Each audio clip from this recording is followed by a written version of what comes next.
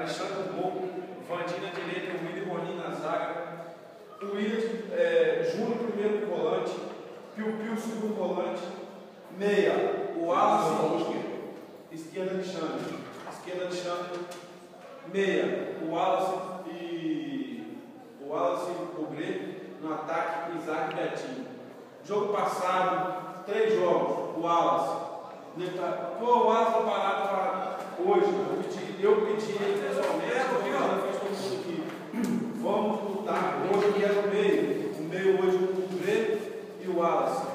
Vamos se movimentar porque é o seguinte, o time deles também é rápido. O nosso time é rápido. Vamos lá? Vamos fechar com Deixa eu falar rapidinho. O resultado aí deu estrelas, não deu? Deu estrelas. Nós temos 9 pontos. O empate hoje está classificado. O empate vai classificar a gente. Não vamos jogar para ele. Não vamos jogar para ele. Vamos jogar para não.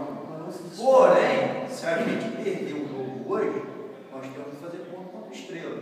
E contra o Estrela, e tanto o jogo do Estrela quanto o jogo de hoje, para mim é um jogo aberto. Pode dar para lá, pode dar para cá. Então a gente tem que estar muito atento. O time deles tem uma linha de frente enjoada, não são craques, mas são daqueles caras enjoados, um é corredor chutador, o outro é trombador, então vamos ficar atentos. Aonde eles tinham um ponto fraco, que eu vi o jogo deles semana passada, foi lá atrás, eles já são os caras que são mais velhos. Porém, para jogar contra o Operário, vamos buscar. Então isso é ruim? Não é ruim não. Isso é bom para valorizar a gente, para a gente ir para dentro e mostrar que nós vamos brigar mesmo. Nós estamos aqui para brigar. O Livro apoia muito jogar atacando, mas não podem bem. Se eles conseguirem jogar nas costas, a gente tem condição e ao mesmo tempo eles atacam com 3 para a direita. Eu joguei lá 4 anos, é assim.